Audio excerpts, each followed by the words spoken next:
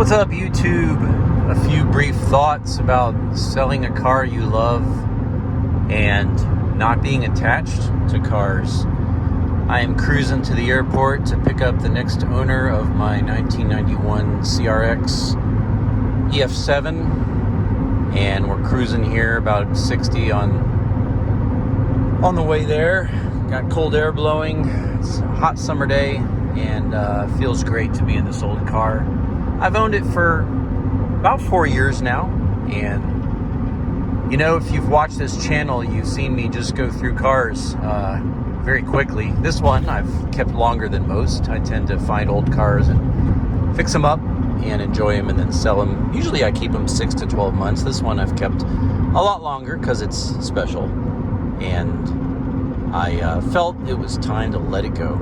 So yeah, it's just interesting here on my last drive, about 5 minutes away from the airport. All the thoughts. I've been through this process many times. I won't regret it. A lot of people say, you're going to regret it. Nah, never have. Not once. I've learned that, it's really not about owning the cars or owning money or owning a bank account or owning a thing. It's really about the joy of the experience. So for me, having it isn't really the thing. It's just enjoying it. And then I think when you enjoy something, you can let it go. And, there's this really interesting story in C.S. Lewis's book, Out of the Silent Planet, which is a story about a hero named Ransom who goes to Mars and then Venus in the trilogy. And it's really interesting is, I think it's the second book called Paralandra. He ends up on Venus. He flies there and he meets sort of the Venus version of Adam and Eve and Satan before the fruit is eaten and the fall, the curse comes upon the people.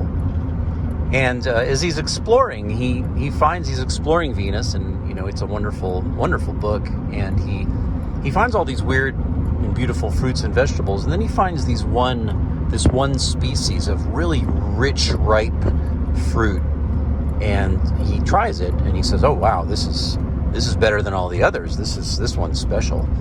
And he kind of muses on it. It's a book about philosophy and thoughts and theology and lots of really deep thoughts. But as he's enjoying it, he says, I could really just forsake all the normal food I've been feeding myself on here and just find only these special, 1 in 1,000 special red fruits that are better than all the others.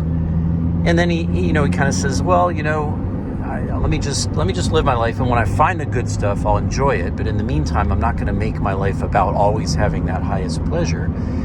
And he says, on Earth, they would find these and collect them and sell them at a premium.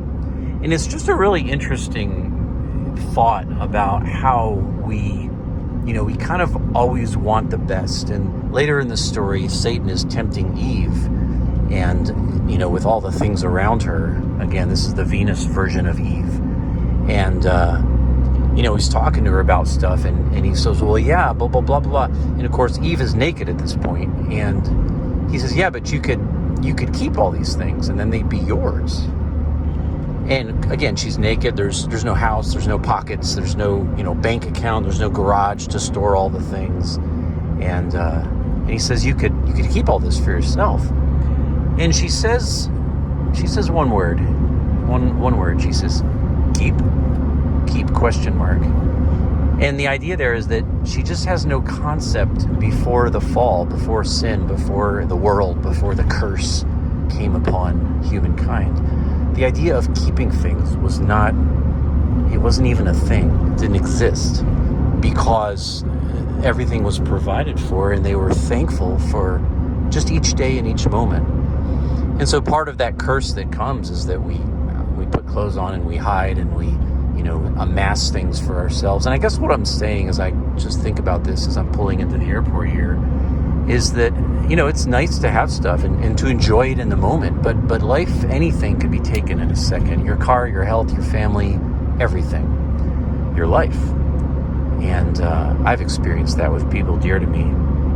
So if we're wise, I think it produces in us this ability to enjoy things without being attached to them, and enjoy them for a time. But when that time comes that we say, you know what, I'd rather someone else enjoy this, I'll go enjoy something else, or maybe I'll just enjoy a time of not having anything.